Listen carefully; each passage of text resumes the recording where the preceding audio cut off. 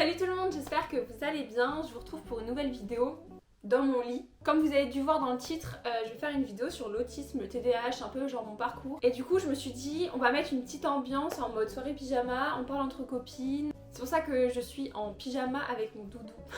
J'ai pris mes petites notes parce qu'il y aura plusieurs parties dans la vidéo et je veux surtout rien oublier.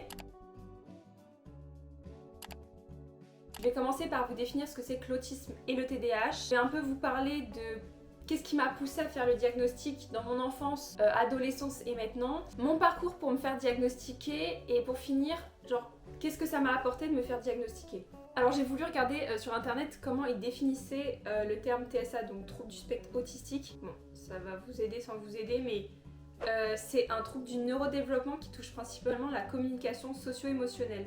L'autisme représente un ensemble de symptômes. Ces symptômes peuvent varier d'une personne à l'autre. Bon, ça peut un peu tout et rien dire, mais de toute façon, vous allez un peu comprendre au fur et à mesure de la vidéo.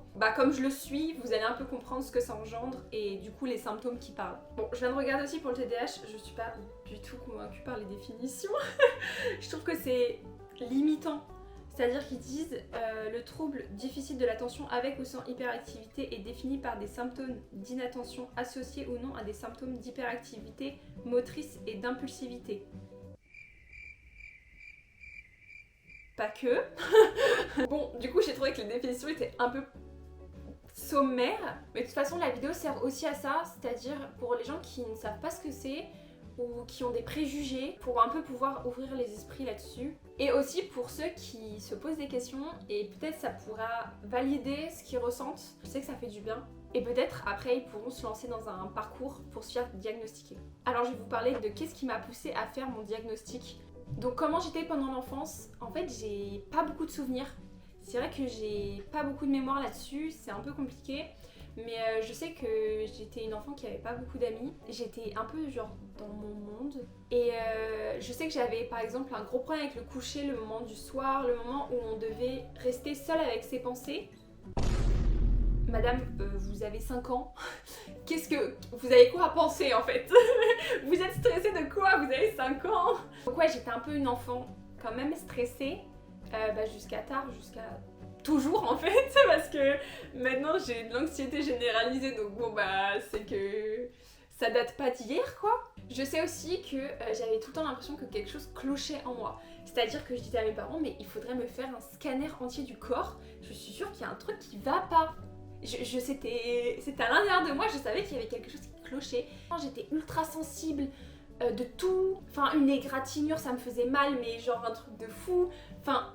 Et genre j'avais l'impression un peu, je pense qu'à l'époque on était un peu en mode une chochotte. Malheureusement pour moi, mais c'était un peu, t'es hypersensible et t'es une chochotte quoi. Mais bon, en même temps, à l'époque, les gens autistes c'était des petits garçons et ça n'existait pas les filles. Voilà, encore moins les filles adultes, mais c'était vraiment les petits garçons. Ensuite, je sais que j'avais un gros problème avec le second degré. Je le comprenais juste pas en fait, juste je me vexais. Voilà, ça. J'avais des problèmes de lecture, c'est-à-dire que je suis allée voir une orthophoniste parce que j'avais vraiment du mal et j'ai toujours du mal à lire.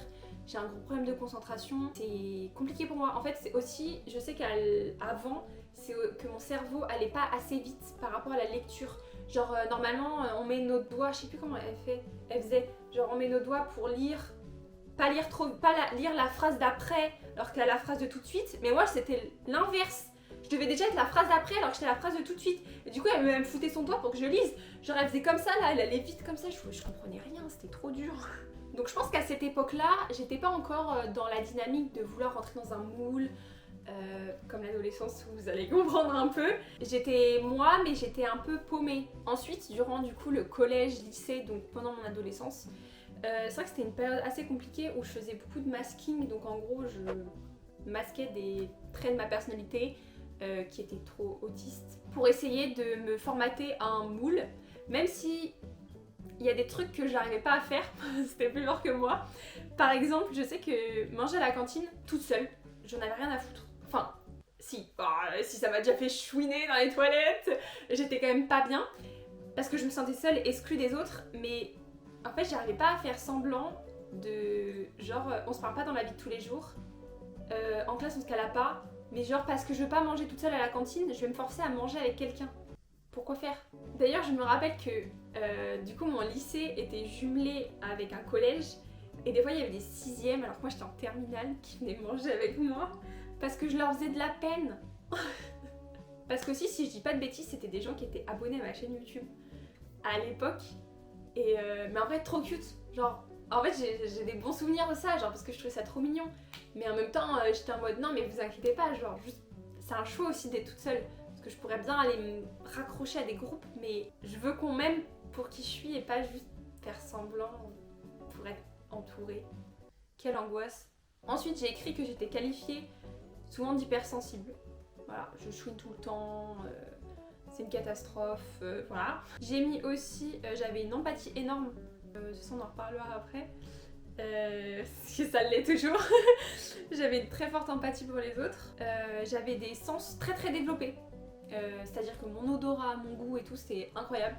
Enfin, un truc de fou. Aussi, j'avais fait beaucoup de crises d'angoisse par rapport aux feux d'artifice et aux concerts, c'est-à-dire que je finissais par plus faire d'activités où il y avait trop de bruit parce que j'ai eu des très grosses crises et je ne pouvais plus supporter.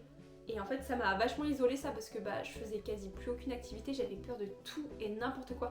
À cette période c'était une catastrophe, hein. J'étais genre une flippette mais un truc de fou. C'est-à-dire que j'avais mes peurs, mais j'avais carrément une liste interminable de trucs qui me faisaient peur.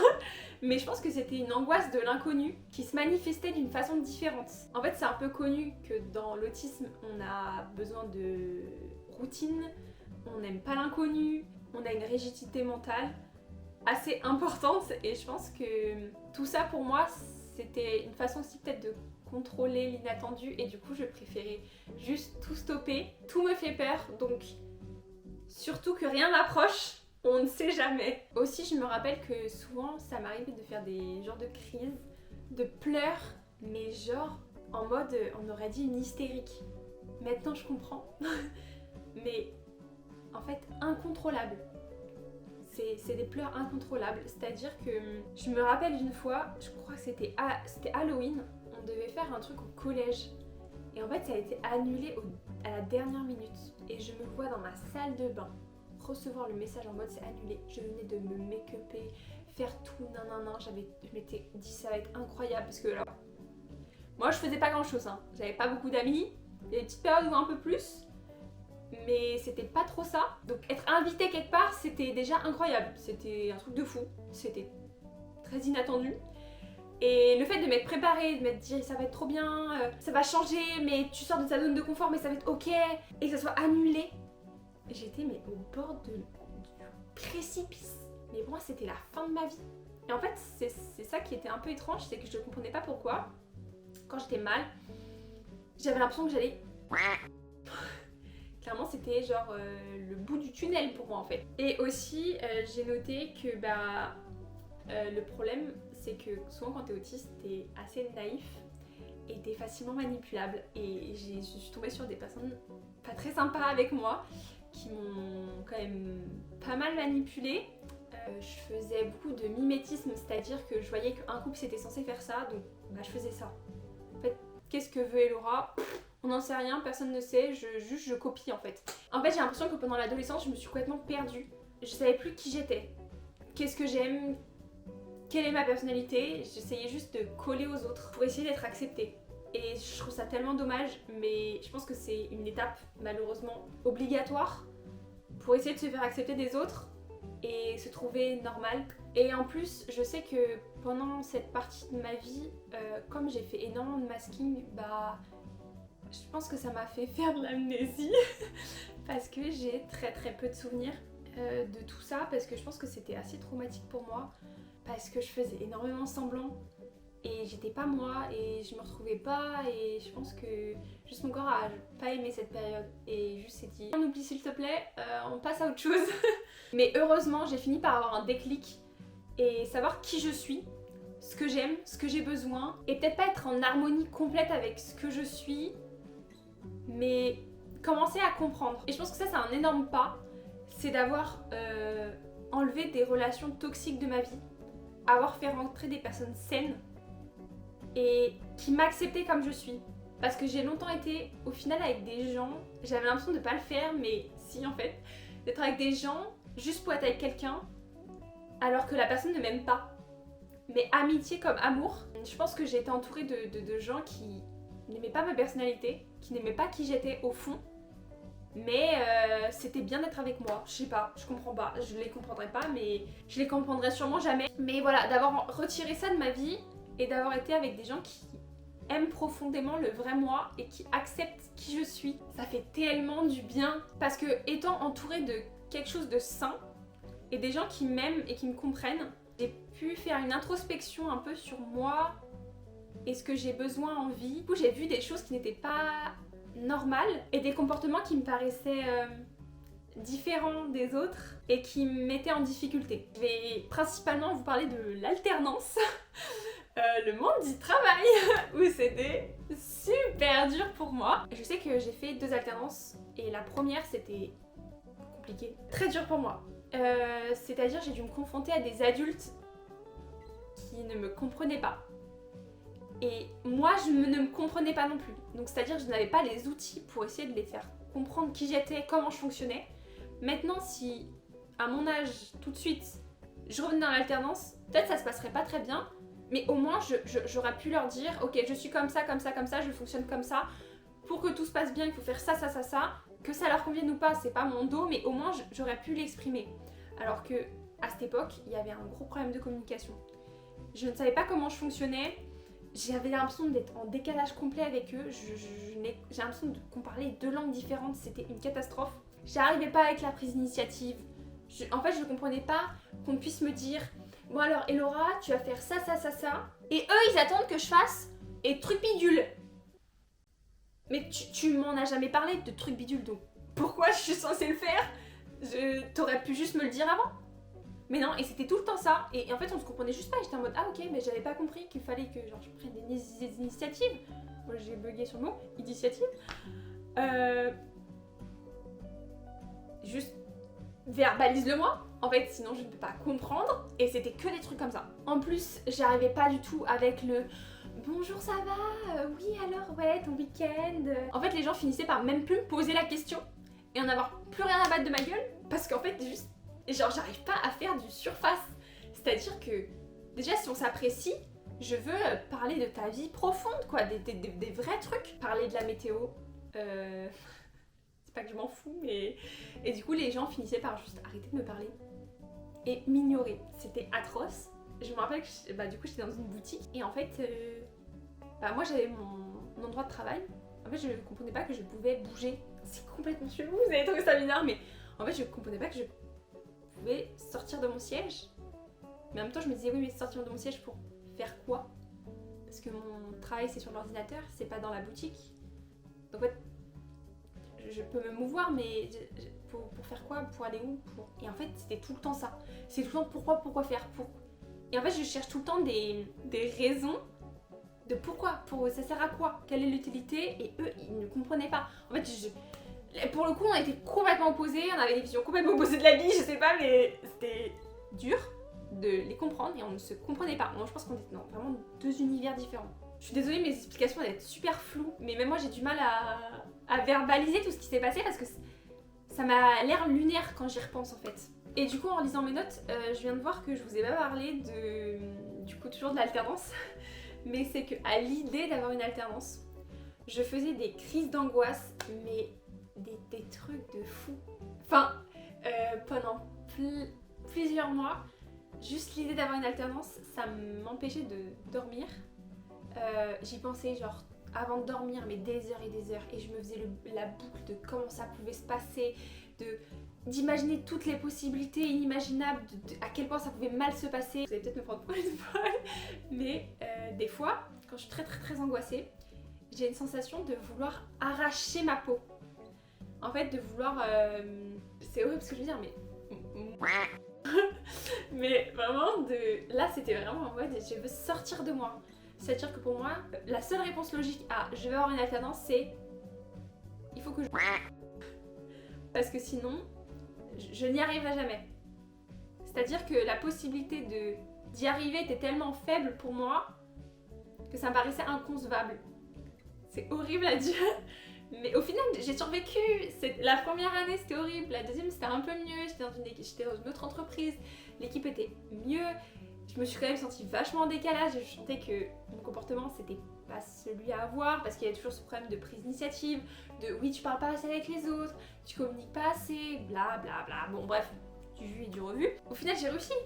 Et sur le moment, pour moi, il n'y avait pas d'issue possible.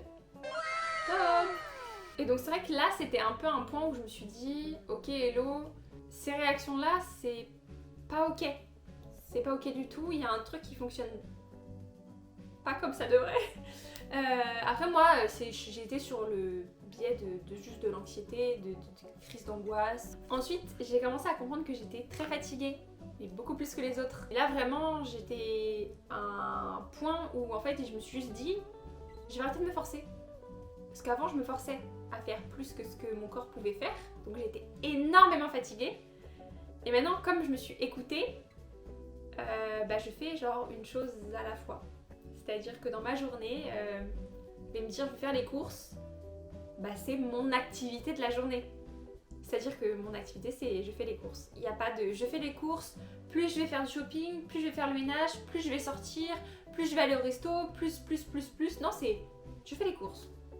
Voilà. Après, entre temps, je peux faire des petits trucs, genre me laver. Oui, parce que pour moi, me laver, c'est une activité. Mais c'est une petite activité, on va dire. Alors que laver les cheveux, déjà, c'est un peu plus. Aussi, en problème avec faire plusieurs choses en même temps, j'arrive pas à conduire. Voilà. J'ai eu le permis, je sais pas comment j'ai fait, mais je déteste conduire. Ça me demande trop de connexion mentale en même temps. C'est genre, il y a le mec qui traverse, il y a le feu, il y a la vitesse à passer.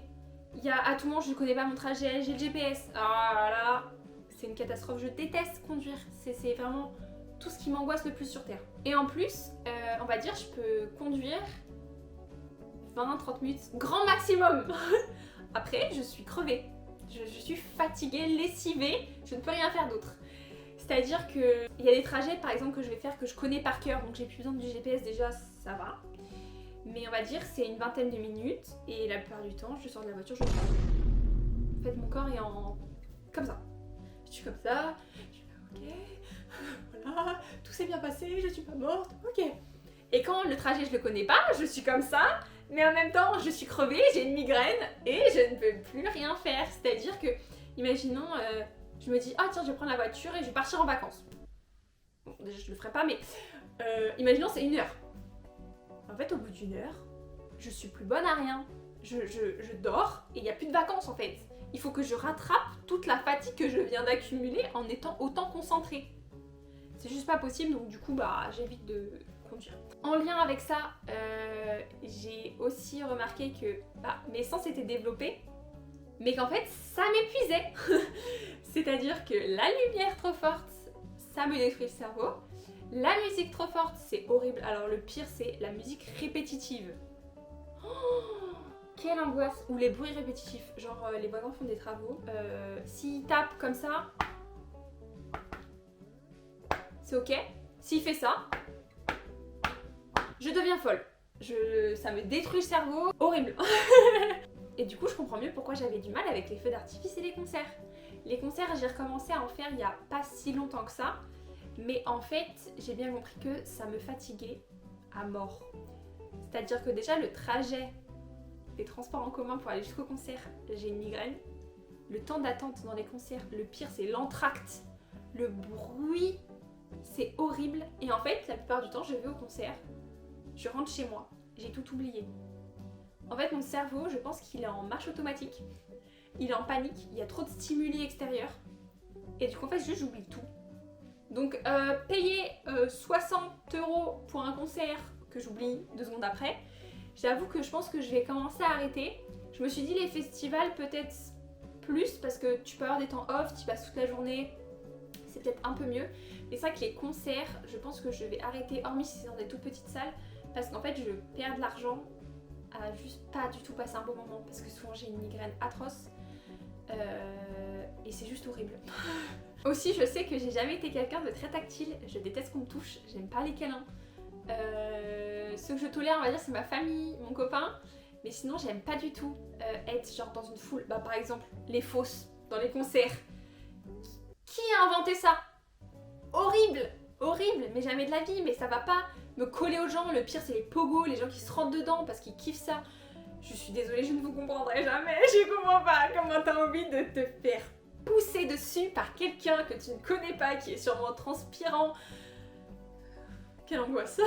Ensuite, j'ai noté que les routines, j'aime la routine. J'aime avoir un planning bien précis parce que sinon, en fait, ça me laisse la possibilité à juste avoir la flemme, être fatiguée et à rien foutre. J'aime que tout soit cadré, pas me dire ah bah là je vais faire ça, ah là je vais faire ça. Non, c'est je le sais d'avance, je me prévois et parce que j'ai du mal, parce que du coup j'ai beaucoup de rigidité mentale.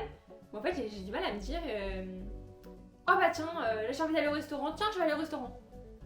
Ah non, c'est hier que j'aurais dû penser à aujourd'hui je dois aller au restaurant. C'est contraignant mais en même temps ça me permet d'être bien dans mon corps, dans mon esprit. Et moi ça me convient. Dans le problème avec l'inattendu aussi, je déteste être au téléphone. Quelle angoisse, je ne sais pas ce que la personne va me dire, de quoi on va parler. Je n'aime pas ça. Franchement, si je peux éviter, j'évite. Et parce que j'aime trop contrôler ce que je suis censée dire, ce que je suis censée faire. Et au téléphone, c'est du spontané, j'aime pas ça. Tout à l'heure, je vous ai parlé de mon empathie et en fait, c'est toujours le cas. C'est un point tellement important que je suis obligée de me couper de toute information. C'est-à-dire que les histoires de meurtre, de racisme, d'homophobie, de machin, de on tue les animaux, les chasseurs, les trucs, oh là là. En fait, vraiment, je ne peux plus. Je ne peux plus supporter ces informations-là. Donc j'ai l'air désinformée et j'ai l'air à côté de la plaque, mais je peux plus en fait, je n'ai plus la capacité psychique à retenir tout ça quoi. En fait, je préfère carrément être dans l'ignorance de tout plein de choses, de la cruauté humaine en fait, parce que je sais qu'il y a des moments ça m'a mis vraiment dans un état pitoyable et je ne veux juste pas revivre ça. J'ai pris aussi conscience que en fait les gens qui réfléchissent pas comme moi, enfin la grande majorité des gens ne réfléchissent pas comme moi. Je sais pas, imaginez-vous aller à la boulangerie. C'est un exemple bateau, mais en fait j'ai parlé avec ma mère et c'est là où je pense qu'elle a compris que je ne réfléchissais pas comme elle et qu'elle comprenait où du coup pourquoi j'étais autant en difficulté des fois. C'est-à-dire que je vais à la boulangerie, déjà j'ai conscientisé que j'allais à la boulangerie, hein. Il faut bien... ok. Donc je vais à la boulangerie, je marche. Je réfléchis à qu'est-ce que je dois dire. Les gens stressés, c'est lambda. C'est... ok, j'ai vu une baguette pas trop cuite s'il vous plaît. Ok, certes, c'est déjà pas ouf de faire ça. Normalement on devrait juste aller à la boulangerie, demander et basta. Mais là c'est à un stade où vraiment je me dis ok, je rentre. Alors, il reste tant de personnes devant moi, donc dans tant de minutes, je risque de passer. Donc il faut bien que je pense à dire ce que je veux dire. Après, quand je suis devant la meuf, ok, alors, mon argent est dans mon sac, donc il faut que quand je lui dis, elle se retourne pour prendre la baguette, moi il va falloir que j'ouvre mon sac pour prendre l'argent, pour que l'argent je puisse lui donner au bon moment, pour qu'elle me redonne la baguette, et nanana, et que la baguette, qu'après je la mette bien dans mon sac, parce que si je la tiens dans les mains, à tout moment elle tombe, ou machin, ou et en fait, je calcule toutes les éventualités possibles et inimaginables pour que tout se passe bien et que tout soit fluide. Sauf que c'est épuisant de faire ça tout le temps pour tout et n'importe quoi. Et le pire, c'est que l'habitude ne change pas ce mécanisme du cerveau. Même si ça fait 600 fois que je suis allée à la boulangerie, ça sera toujours la même chose. Et le dernier point dont je voulais vous parler, c'est la différence entre une crise d'angoisse et une crise autistique. Et du coup le shutdown, meltdown, qui pour moi a vraiment fait sens au moment où je me suis posé des questions. Pour moi c'est deux choses différentes aussi parce que pour moi la crise d'angoisse aussi ça répond à quelque chose qui va vous angoisser. Alors que là c'est vraiment, la plupart du temps quand je faisais des crises, il y a des crises d'angoisse, mais c'est surtout en fait de l'épuisement. C'est un épuisement tellement intense que je ne sais plus le gérer. Donc l'exemple du shutdown c'est plutôt du coup de l'intériorisation. Une fois, j'ai eu un problème avec mon ordinateur, c'est-à-dire que l'écran ne fonctionnait plus, sauf que j'avais cours sur mon ordinateur, j'avais plein de dossiers dessus, donc en fait, on arrivait à la fin de l'année, tout mon travail était dessus, je me suis dit je ne peux plus le rallumer, je suis dans la merde. Sauf que au lieu juste de me dire putain il faut que je trouve une solution, c'est compliqué, c'est galère et tout, comme pour l'alternance, je me suis dit la seule solution c'est Bien sûr, c'est tellement intelligent Elora. C'est comme si c'était la solution magique. Et en fait, je me rappelle que ça m'avait tellement angoissée que j'étais genre allongée sur mon tapis. Parce que alors ça c'est aussi un signe quand je vais pas bien, je m'allonge sur mon tapis. Pourquoi, je ne sais pas. Mais le tapis, le sol, il me faut un sol. C'est pas confortable, je me sens pas bien, mais c'est le sol. Et en fait, je sais même pas comment vous décrire, mais j'étais ailleurs. En fait, mon cerveau il était en boucle. Il était en boucle sur... Non mais c'est mieux. C'est la seule solution. C'est... Je suis fichue. Mon ordinateur ne fonctionnera jamais. Parce qu'avant ça, on a quand même essayé de chercher des solutions. Hein. Pourquoi ça fait ça, machin. Parce que ça faisait genre une grosse barre... comme quand les écrans sont pétés en fait. Et on avait essayé de trouver des solutions. Et là, moi, l'épuisement il était monté à un point... En fait, c'était la cerise sur le gâteau. Mais négativement parlant. C'était trop pour moi. Je ne pouvais plus le gérer. J'avais l'angoisse des cours, de réussir mon année, etc. Que pour moi, c'était trop. J'étais allongée sur mon tapis. Et pendant des heures, je pleurais. J'étais au bout de ma vie. Et rien ne me consolait. Ma mère était venue me voir. J'essayais de... Rien. Je ne pouvais rien faire. J'étais tétanisée. Et je me disais, mais il n'y a pas de solution. Je suis fichue. Ma vie est fichue. Ma vie est fichue pour un putain d'ordinateur. Non mais... Et puis mon année, je suis sûre que même si mon ordinateur était pété, je l'aurais eu. Enfin, genre j'avais des putains de notes, donc ça n'a pas de sens, ça n'a pas de lien. Enfin, on s'en fout. N'importe quoi. Mais quand j'ai du recul comme ça, je me dis, ça n'a pas de sens. Mais sur le moment, pour moi, ça fait sens. C'est ça qui fait flipper, c'est que sur le moment, pour moi, ça fait sens. Mais ça va durer, on va dire, la soirée par exemple. Ou ça va durer 1 heure, ou voilà. Mais c'est jamais, ça va durer des mois, pas comme la dépression ou autre. Mais... c'est quand tu le vis, c'est horrible. Et pour les meltdowns, donc c'est une explosion. Et je me rappelle qu'une fois, je voulais montrer une maquette à mon copain qui était genre en haut d'une armoire. Je me mets sur l'armoire, je regarde et tout. Et la maquette tombe par terre. Mais alors là... Mais dans mon cerveau, je pète un câble. Mais je sais pas pourquoi. Je sais plus ce qui s'est passé avant. Mais je devais être fatiguée, épuisée. La maquette, je la défonce. La maquette, je la prends, je la jette, je la balance, je l'explose par terre. Alors que ma pauvre maquette, elle a rien demandé. Et là, je pars en furie. Mais en fait, c'est là où les gens ils disent voilà, la personne est hystérique. Non, je suis juste au bout de ma vie. Et en fait, je pars. Mais en fait, souvent, c'est une sensation assez étrange où ça chauffe comme dans tout mon corps. Et fou. Et maintenant, je sais que je le sens. Souvent avec mon copain, quand ça va pas, ou par exemple on va s'embrouiller, ou il va se passer un truc, et je sens que ça va venir, je lui dis là, stop, on arrête la discussion, parce que je sens que ça monte. Et là je sens que je vais péter un câble. Et du coup, il faut juste que je redescende, et si ça peut redescendre, ça redescendra. Si ça redescend pas, bah... Je crie, je pleure, je tape dans des trucs, mais je suis en transe, en fait, c'est assez étrange, mais en fait je me rends même pas compte que je suis moi, que je suis dans mon corps. C'est assez bizarre. J'ai l'impression vraiment d'être en transe. D'être une autre personne, d'avoir complètement vrillé dans mon cerveau et que je change de personnalité, je sais pas. Ça fait flipper. On va pas se mentir, l'autre ça fait flipper dans un sens où je suis tellement triste que ça fait peur. Mais là, je suis tellement en colère que c'est effrayant. Mais souvent, au bout de 20 minutes, c'est fini. J'ai fait ma crise, ça a pété et après c'est bon. Mais sur le moment, je me fais peur. On va pas se mentir, je me fais peur. Mais je ne peux pas le contrôler. Et c'est ça. C'est vraiment ça le truc. C'est que je pense que je ne pourrais jamais contrôler ça. Hormis en adaptant mon quotidien, la fatigue, etc., etc. Mais je pense que c'est quelque chose qui ne pourra pas changer. Bon voilà, je pense avoir fait le tour de tout ce qui m'a amené à me dire j'ai un fonctionnement quand même assez différent des autres ou de la majorité des gens. C'est quoi? Qu'est-ce qui se passe? J'ai pu me poser des bonnes questions et me documenter vachement. De toute façon, si j'étais pas sûre de moi à 100%, je serais jamais allée voir une psy. Poser la question parce que j'aurais trop peur d'avoir eu la honte. Mais non, mais vraiment ça m'a aidée et j'ai pu aussi comprendre qu'il y a d'autres personnes qui fonctionnaient comme moi et ça fait du bien.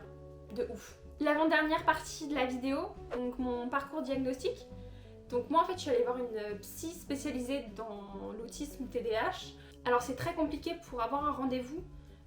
Souvent la plupart sont full. C'est très compliqué. Moi j'ai eu de la chance de tomber sur une personne qui avait encore des disponibilités. Mais j'ai quand même dû attendre pas mal de temps pour avoir un rendez-vous. Donc on a eu un rendez-vous pour parler un peu de moi. De ce que je ressentais. Et c'est vrai qu'au début, elle était plutôt sur le TDAH, alors que moi j'étais grave sur l'autisme. Mais elle m'a laissé faire les tests. Bon, de toute façon, j'ai payé, hein. Mais elle m'a laissé faire les tests pour les deux. Parce que moi j'avais vraiment un doute et je me suis dit, tant qu'à faire les tests, je veux faire les deux. Et en fait, il s'avère que j'avais raison. Alors, pour me faire diagnostiquer, je suis passée par le test de QI. Il y a un autre test, j'ai oublié complètement le nom, je suis désolée. Et il y avait des questionnaires à remplir chez soi. Ce qui a permis aussi de mieux me comprendre parce que je l'ai fait avec ma mère et elle a pu me dire des choses durant mon enfance que moi j'avais pas fait gaffe, par exemple. Si je retrouve les résultats du test de QI, je vous l'afficherai. Mais c'est assez fluctuant. Voilà, c'est-à-dire qu'il y a des choses où je suis carrément au-dessus de la moyenne et d'autres où je suis très très basse. Mais bon, du coup, la psy m'a dit que c'était normal. Que souvent les neuroas avaient des résultats assez fluctuants comme ça, où ça va de très haut à très bas, et que bah ça justifie encore plus qu'il y avait potentialité d'être TDAH et autiste. Donc après les tests, je me suis dit, ok, je le suis, top, super info, ça m'étonne pas trop, mais l'idée aussi c'était de me faciliter la vie aussi dans le monde du travail, parce que moi je suis très angoissée à travailler. Et donc je me suis dit que j'allais faire une demande à la MDPH, donc c'est la maison départementale des personnes handicapées si je dis pas de bêtises, pour avoir des reconnaissances. Donc j'ai dû passer par un psychiatre qui a validé mon diagnostic et après j'ai pu faire la demande et étrangement j'ai eu une réponse très rapide alors que les gens j'avais vu 9 mois avoir une réponse, 1 an, 2 ans. Moi au bout de 4 mois je crois même pas j'ai eu la réponse. Bon, trop bien. En plus j'ai eu toutes les aides que j'ai demandées donc vraiment c'est top, je suis ultra reconnaissante pour ça. Je pense que mon texte de 4 pages où j'ai décrit toute ma vie, je pense que ça a bien servi et ça les a bien aidés à se projeter sur toutes mes difficultés dans la vie de tous les jours. Mais c'est vrai que ça m'enlève un énorme stress d'avoir eu les aides que je voulais. Vous pouvez même pas imaginer le soulagement. 23 ans sans, maintenant de les avoir c'est trop bien. Surtout qu'il y en a que j'ai à vie, pas tous.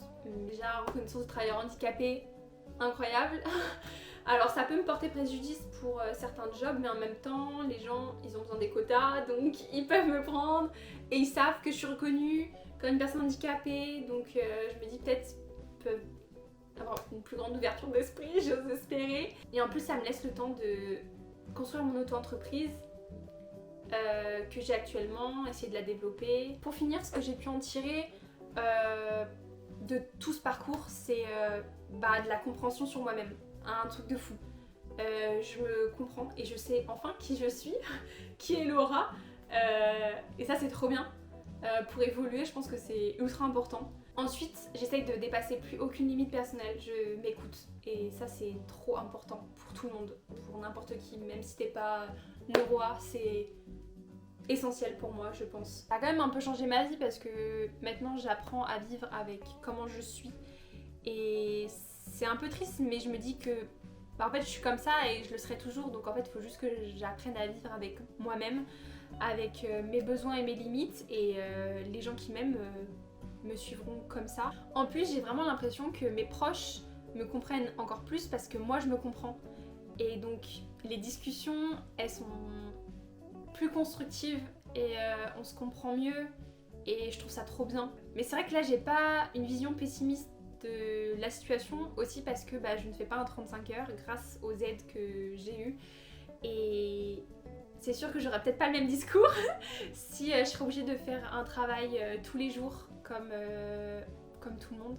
Et donc pour ceux qui sont obligés de vivre ça, qui ont les mêmes symptômes que moi, qui ont les mêmes difficultés et qui sont obligés de faire un 35 heures, franchement courage, je vous respecte de ouf. Mais c'est vrai que j'ai la chance de pouvoir adapter mon emploi du temps comme j'ai envie et c'est trop cool en fait. Voilà, j'espère que la vidéo a pas été trop longue. Moi je pense que le montage il va être long de ouf parce que j'ai trop parlé, il va falloir que je cut plein de moments mais voilà, j'ai vécu la vidéo un peu comme un journal intime où je vous ai un peu raconté et dévoilé un peu ma vie. J'espère que ça pourra aider surtout des gens à peut-être se faire diagnostiquer s'ils sentent qu'ils sont en décalage, qu'il y a des grandes difficultés. Parce que c'est surtout ça aussi, c'est si vous vivez des difficultés au quotidien similaires aux miennes, ça peut vraiment aider et soulager d'avoir une reconnaissance. Même au-delà de faire des demandes, juste d'être diagnostiqué, ça valide énormément d'émotions, énormément de choses en soi. Et ça fait vraiment du bien, ça soulage beaucoup.